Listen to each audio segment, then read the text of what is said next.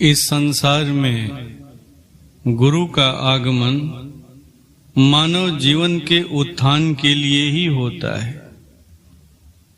कहा जाता है कि ये जो संसार है ना, वो मन, बुद्धि, अहंकार तथा इंद्रियों के मिलौनी से बना है।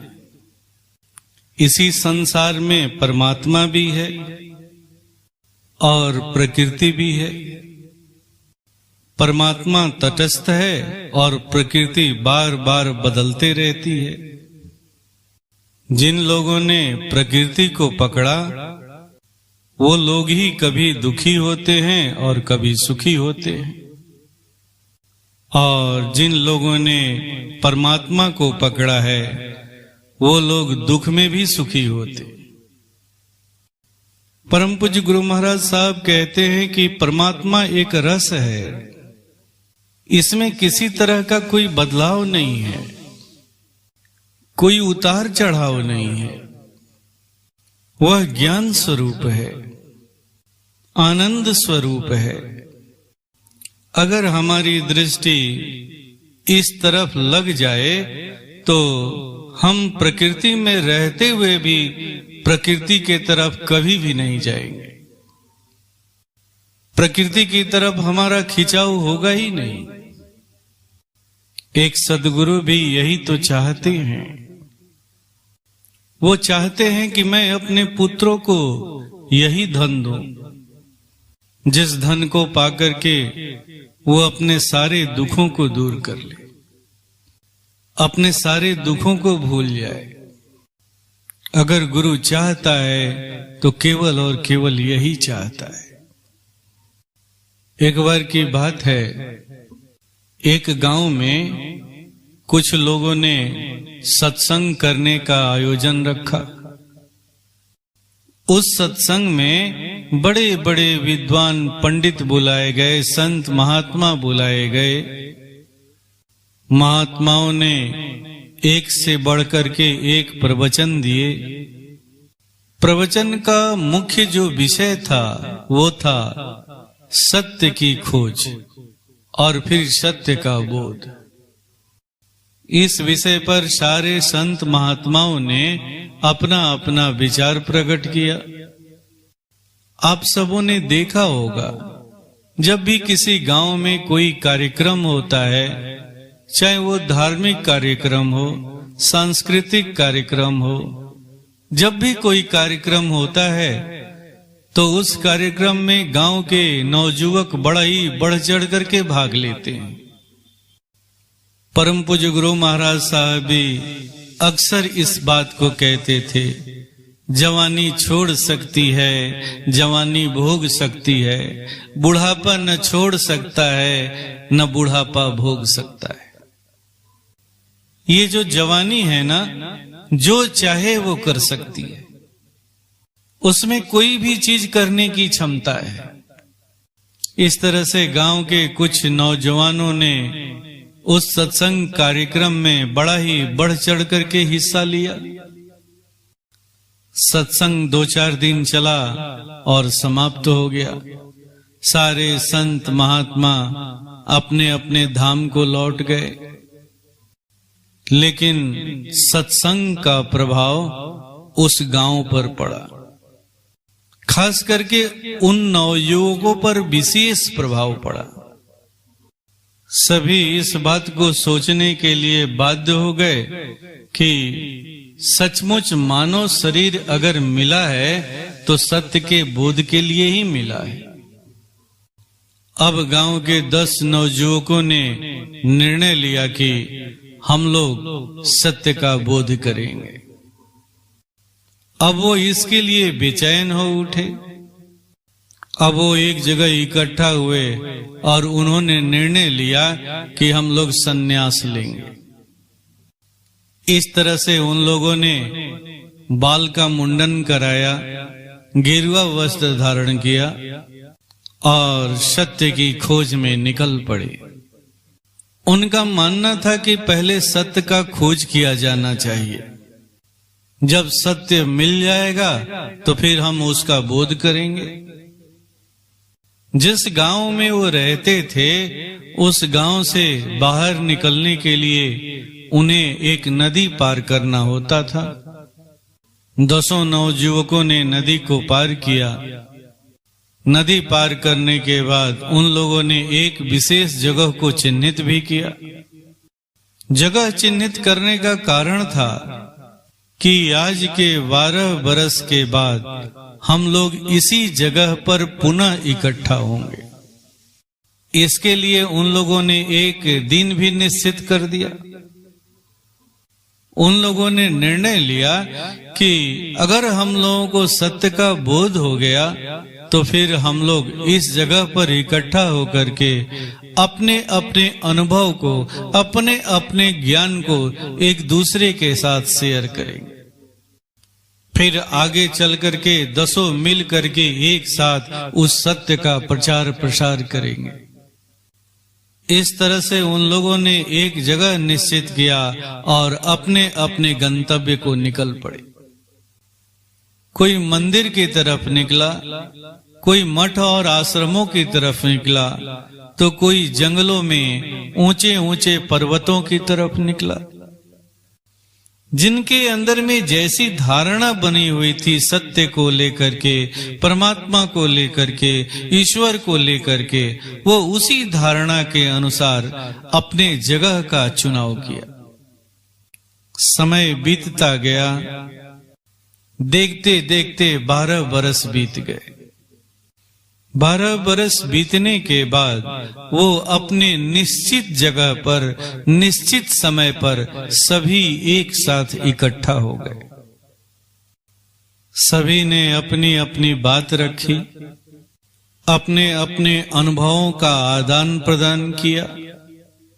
सारे के सारे अनुभवों को सुनने के बाद वो एक ही निर्णय पर पहुंचे कि न तो उन्हें सत्य की खोज हो पाई और न वो सत्य का बोध ही कर पाए। इसकी कसक सभी के अंदर में दिख रही थी। थक हार करके वो अपने गांव लौटना ही उचित समझने लगे। गांव में प्रवेश करने के लिए उन्हें फिर उस नदी को पार करना था। हाल में ही बरसात हुई थी, इसलिए नदी अपने उफान पर थी। नदी में जल को भरा हुआ देख करके उन लोगों ने सोचा कि अगर हम लोग एक एक करके नदी को पार करने का प्रयास करेंगे तो हो सकता है उसमें हम सफल न हो पाए, क्योंकि किसी को तैरना नहीं आता था। इसलिए उन्होंने एक दूसरे का हाथ पकड़ा, एक चेन बनाया और एक साथ नदी पार करने का प्रयास करने लगे। इस तरह से वो नदी के दूसरे किनारे पर पहुंच गए। दूसरे किनारे पर पहुंच करके उन लोगों ने सोचा कि क्यों नहीं पहले हम सब अपनी गिनती कर ले।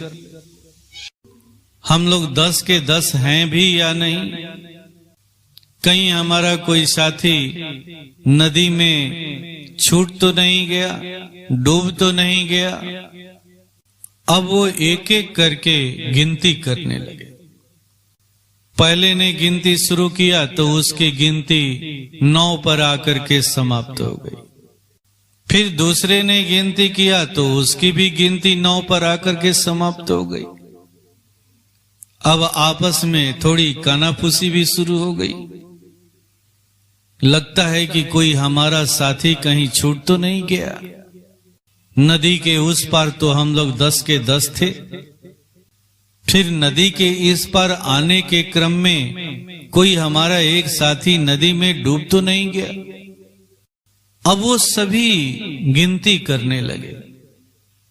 जब भी वो गिनती करते उनकी गिनती आकर के 9 पर समाप्त हो जाती। अब वो डर से थरथर कांपने लगे।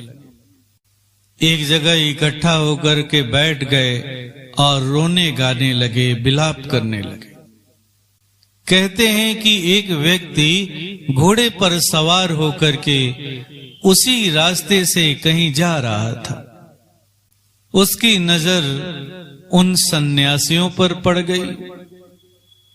देखा कि वो एक साथ बैठ करके रो गा रहे हैं, विलाप कर रहे हैं। वो व्यक्ति उन लोगों के पास पहुंचा और उनके विलाप का कारण पूछा। सन्यासियों ने कहा कि हम लोग 10 साथी थे।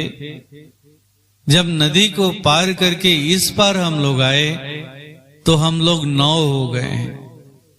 हमारा कोई एक साथी नदी में लगता है डूब गया है। अब हम लोग क्या मुंह दिखाएंगे अपने परिवार वालों को, अपने गांव वालों को। बात कुछ समझ में नहीं आ रही है कि अब हम लोग किस मुंह से अपने गांव जाएं। उस व्यक्ति ने उन लोगों पर जब अपनी नजर डाली और मन ही मन गिनती करने लगा तो देखता है कि वो 10 के 10 मौजूद हैं। उस व्यक्ति ने उन लोगों से कहा कि नहीं, तुम्हारी गिनती में कोई भूल हो रही है। तुम तो 10 के 10 मौजूद हो, अपनी गिनती सुधार लो। इस तरह से वो व्यक्ति अपनी बात कह करके आगे बढ़ गया। अब वो सन्यासी फिर एक दूसरे की गिनती करने लगे। इस बार भी जब वो गिनती कर रहे थे तो उनकी गिनती पुनः 9 पर आकर के ही समाप्त हो जाती। उन लोगों ने सोचा कि लगता है कि वो व्यक्ति हमारे साथ मजाक कर रहा था। अब उन सन्यासियों में से एक सन्यासी अपने मित्र की खोज करने के लिए नदी के किनारे किनारे घूमने लगा।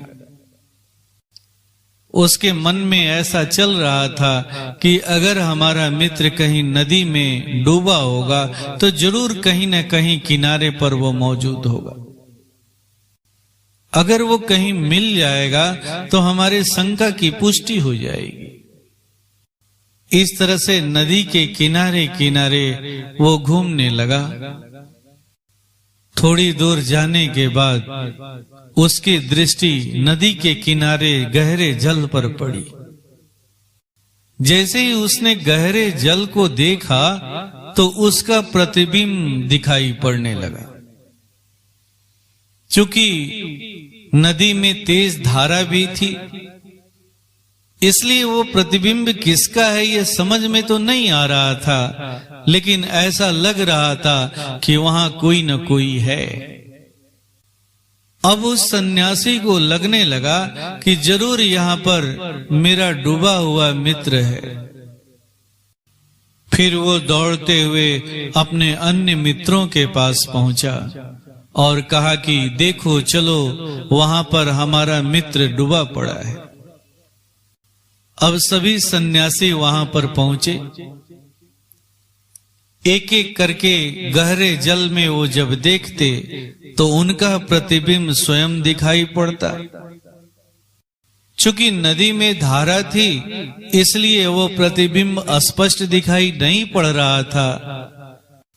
अब सभी को लगने लगा कि सचमुच हमारा मित्र ही यहीं पर पड़ा हुआ है। नदी गहरी थी, किसी को तैरने आता नहीं था। अब उन्होंने सोचा कि कैसे अपने मित्र के लाश को हम बाहर निकालेंगे। मित्र के शरीर को बाहर निकालने की कोई जब युक्ति उन्हें नहीं मिली तो उन लोगों ने निर्णय लिया कि क्यों नहीं अपने मित्र की कल्पित मूर्ति बना करके उसका दाह संस्कार हम लोग कर दें। इस तरह से उन लोगों ने कुछ लकड़ियों को इकट्ठा किया, मिट्टी का एक कल्पित मूर्ति बनाया और फिर उस मूर्ति को उन लकड़ियों पर रखा और उसमें आग लगा दिया। चिता धू-धू करके जलने लगी। वो सारे सन्यासी वहीं पर बगल में बैठ करके पुनः विलाप करने लगे। तभी वो व्यक्ति जो घोड़े पर सवार होकर के इधर से गया था वो अपना काम निपटा करके लौट रहा था। उसकी दृष्टि उन सन्यासियों पर पुनः पड़ी। वो देखता है कि यहाँ चिता जल रही है और सन्यासी लोग वहीं बगल में बैठ करके विलाप कर रहे हैं। उस व्यक्ति ने उन सन्यासियों से पूछा, ये किसकी चिता जला रहे हो? सन्यासियों ने कहा कि अपने मित्र की चिता जला रहे हैं। अब वो व्यक्ति पुनः उन सन्यासियों की मन ही मन गिनती करने लगा। देखता है कि उनकी संख्या 10 की 10 मौजूद है। उस व्यक्ति ने बड़ी जोर के साथ फटकारते हुए कहा, अरे मूर्खों, तुम लोग तो 10 के 10 मौजूद हो, तुम लोग अपनी ही गिनती भूल बैठे हो। जब भी तुम लोग गिनती करते हो तो दूसरे की गिनती कर लेते हो, लेकिन अपनी ही गिनती को छोड़ देते हो। यही कारण है कि तुम्हारी गिनती 9 पर आकर के ठहर जा रही है। अब ये जो तुम चिता जला रहे हो वो किसी और की चिता नहीं है, बल्कि तुम्हारी चिता है, तुम्हारी चिता है। ये उसी की चिता है जिसकी गिनती तुम छोड़ दिए हो। तुम अपनी चिता खुद जला रहे हो, खुद जला रहे हो। जब उस व्यक्ति ने फटकारते हुए इस बात को कहा, तब जाकर के उन्हें होश हुआ कि हाँ, हम लोग अपनी ही गिनती छोड़ दे रहे थे, स्वयं को ही भूले हुए थे। अब जब वो गिनने लगे तो उनकी गिनती पूरी होने लगी। अब वो 10 के 10 दिखने लगे। फिर उस व्यक्ति ने समझाते हुए कहा कि यही कारण है कि तुम लोग 12 वर्षों तक यहाँ वहाँ, कभी मंदिरों में, कभी आश्रमों में, कभी मठों पर, कभी पहाड़ों में, कभी पर्वतों में, कभी जंगलों में घूमते रहे, लेकिन उस सत्य का बोध नहीं कर पाए, बोध नहीं कर पाए। दरअसल जिस सत्य की खोज करने के लिए तुम मंदिरों की तरफ गए थे, जंगलों की तरफ गए थे, आश्रमों की तरफ गए थे, पहाड़ों की तरफ गए थे, वो सत्य तो वहां रहता ही नहीं है। ये सत्य तो तुम्हारे अंदर है। उसी सत्य के बल पर तुम्हारी ये आंखें देख रही हैं, तुम्हारा ये कान सुन रहा है, तुम्हारा ये हृदय धड़क रहा है, तुम्हारे हाथ पैर काम कर रहे हैं। इतना बड़ा सत्य नित्य तुम्हारे साथ मौजूद है और तुम उसे पहाड़ों में ढूंढने गए थे, तुम उसे जंगलों में ढूंढने गए थे, तुम उन्हें पर्वतों पर ढूंढने गए थे। जब तुम अपनी गिनती खुद ही भूल बैठे हो तो फिर तुम उस सत्य को क्या ढूंढ पाओगे, क्या जान पाओगे, क्या बोध कर पाओगे? तुम जिन मंदिरों में गए थे, जिन आश्रमों में गए थे, जिन जंगलों में गए थे, जिन पहाड़ों पर गए थे, वो सत्य वहां नहीं रहता है, नहीं रहता है। हाँ, उस सत्य के प्राप्ति के लिए वहां तुम्हें माहौल मिल सकता है, एक वातावरण मिल सकता है, लेकिन वो सत्य वहां नहीं रहता है। वो सत्य अगर कहीं रहता है तो वो तुम्हारे अंदर रहता है, अंदर रहता है। परम पूज्य गुरु महाराज साहब भी इस बात को कहते हैं, जब तुम्हारी भूख तुम्हारे अंदर है, जब तुम्हारी प्यास तुम्हारे अंदर है, जब तुम्हारा दर्द तुम्हारे अंदर है, जब तुम खाना खाते हो तो भोजन तुम्हारे अंदर जाता है और तुम्हें उसकी तृप्ति होती है, तो फिर तुम्हारा सत्य बाहर कैसे हो सकता है? ऐसा भी नहीं है कि तुम इस सत्य से परिचित नहीं हो। इस सत्य के जलवे को तुम रोज देख रहे हो। जब तुम्हारे पिताजी के अंदर से ये सत्य निकला तो कैसे घर वालों ने तुम्हारे पिताजी को घर से बाहर निकाल करके फेंक दिया, कैसे तुम्हारे माताजी के अंदर से ये सत्य बाहर निकला तो घर वालों ने तुम्हारे माताजी को घर से बाहर निकल करके फेंक दिया। इस सत्य के खेल को तुम नित्य अपने आस पड़ोस में भी देखते हो। तुम्हारे शरीर की जो मान मर्यादा है, तुम्हारे पिताजी के शरीर की जो मान मर्यादा थी, तुम्हारे माताजी के शरीर की जो मान मर्यादा थी, वो उसी सत्य के बदौलत तो थी। फिर इतना बड़ा सत्य नित्य देख रहे हो, उसके जलवे को अनुभव कर रहे हो, तो फिर उस सत्य को तुम ढूंढने कहां गए थे?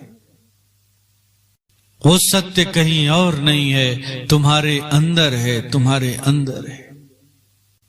जब तुम अपने अंदर में प्रवेश करोगे, अपने निज में प्रवेश करोगे, तब जाकर के तुम्हें उस सत्य का बोध होगा। इसी बात को तो काकभूसुंडी जी भी गलूर जी को समझा रहे हैं। काकभूसुंडी जी कहते हैं ना, निज सुख बिनु मन होई कि थीरा, परस की होई विहीन समीरा। तुम्हारे अंतरात्मा का जो सुख है वह सबसे बड़ा सुख है। अगर तुम्हारा मन कहीं स्थिर हो सकता है तो उसी सुख में स्थिर हो सकता है। लेकिन ये सुख प्राप्त कैसे होगा? इस सुख का बोध कैसे होगा? तो इसके लिए तुम्हें एक सद्गुरु के शरण में जाना होगा। वो सद्गुरु ही इस प्रविधि को देगा, जिस प्रविधि को पा करके तुम अपने अंदर में प्रवेश कर पाओगे। और जैसे ही अंदर में प्रवेश करोगे, तुम्हें उस सत्य का बोध हो जाएगा। अगर तुम चाहोगे कि बगैर सद्गुरु के अपने अंदर में प्रवेश कर जाएं, तो ये संभव नहीं है। परम पूज्य गुरु महाराज साहब कहते हैं कि हमारा अंतःकरण कैसा है? तो एक कुएं के समान है। अगर कुएं में कोई कूद करके चाहे कि वो कुएं के तल में कुछ देर तक रह जाए, स्थिर हो जाए, बैठ जाए, तो वो नहीं हो सकता है। कुएं का जो जल है ना, उसे तुरंत ऊपर की तरफ फेंक देता है। ठीक यही स्थिति यहां भी होती है। जैसे ही आप अपने अंदर में प्रवेश करने का प्रयास करने लगेंगे, आपके ही विचार आपको अंदर में प्रवेश नहीं करने देंगे। अगर किसी तरह से प्रवेश भी कर गए तो वो वहां ठहरने नहीं देंगे। ये विचार जुगों जुगों के हैं, जन्मों जन्मों के हैं, केवल एक दिन के विचार नहीं है। लेकिन आप जैसे ही सद्गुरु को धारण करेंगे और सद्गुरु के माध्यम से जब प्रवेश करने का प्रयास करेंगे, तुरंत अपने अंदर में प्रवेश कर जाएंगे। जैसे ही ये विचार सद्गुरु को देखते हैं, वो शर्मा जाते हैं और रास्ता छोड़ देते हैं। इस तरह से उस व्यक्ति ने समझाते हुए कहा, सत्य खोज का विषय नहीं है, खोज का विषय तो गुरु है। गुरु गुरु की खोज करो, गुरु की तलाश करो। जब गुरु की खोज कर लोगे, गुरु की तलाश कर लोगे, तो सत्य का बोध वो तुम्हें करा देगा। उस सत्य के बोध के लिए तुम्हें घर से कहीं भागना नहीं है, घर छोड़ करके जाने की जरूरत नहीं है। तुम जहां रहते हो, जिस गृहस्थी में रहते हो, उस गृहस्थी में रह करके भी सत्य का बोध कर सकते हो। राम ने भी अपनी गृहस्थी में रह करके ही सत्य का बोध किया। भगवान कृष्ण ने भी अपने गृहस्थी में रहकर ही सत्य का बोध किया। भगवान शिव ने ही अपनी गृहस्थी को बसाया, अपनी गृहस्थी में रह करके ही उस सत्य का बोध किया। फिर तुम क्यों नहीं कर सकते? तुम भी तो उन्हीं की संतान हो। अगर ये मानव जीवन मिला है तो इसी सत्य के बोध के लिए मिला है। तभी तो कहते हैं कि प्रभु ऐसी दया हो कि जीवन निरर्थक जाने न पाए। ये सत्य ही जीवन धन है। हम इसी जीवन धन को पाने के लिए आए हैं। इस जीवन धन को प्राप्त करने वाला ही अपने सारे क्लेशों को मिटा सकता है और उस मुक्त अवस्था को प्राप्त कर सकता है। इस तरह से उस व्यक्ति ने उन सन्यासियों को समझाया। अब सन्यासियों को सही मार्गदर्शन मिला। दरअसल वो व्यक्ति कोई और नहीं था, वो व्यक्ति एक सद्गुरु था। अब सन्यासियों ने उसे गुरु के रूप में वर्ण किया और फिर उस गुरु ने भी उन सन्यासियों को वो प्रविधि दिए जिस प्रविधि के माध्यम से वो अपने सत्य का बोध कर पाए। इस तरह से वो सारे के सारे सन्यासी उस प्रविधि को पाकर के धन्य हो गए, धन्य हो गए, अपने लक्ष्य को प्राप्त किए। इस प्रसंग को रखने का आशय यही है, इस बात को बताना कि इस संसार में अगर हम आए हैं तो केवल और केवल एक ही विषय को लेकर के आए हैं, वो है सद्गुरु की खोज, सद्गुरु की खोज। जब सद्गुरु की प्राप्ति हो जाती है तो फिर हमारी यात्रा आसान हो जाती है, सरल हो जाती है। अगर जीवन में सद्गुरु नहीं होता है तो जो हमारे पास है वो भी हमें दिखाई नहीं पड़ता। यही तो अज्ञानता है।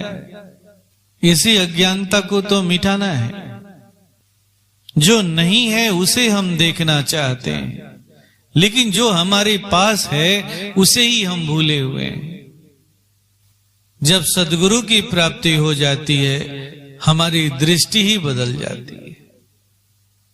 ऐसे ही सद्गुरु की सभा में आज हम सब बैठे हुए हैं। आइए आज हम भी वो प्रविधि करें जिस प्रविधि को हमारे परम आराध्य परम पूज्य गुरु महाराज साहब ने हम सबों को दिया है।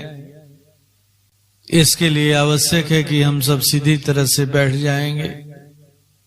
परम पूज्य गुरु महाराज साहब ने जिसे जैसे इस प्रविधि को दिया है वो वैसा ही करेंगे, उसमें कोई फेरबदल नहीं करेंगे, कोई जोड़ घटाव नहीं करेंगे, कोई परिवर्तन नहीं करेंगे।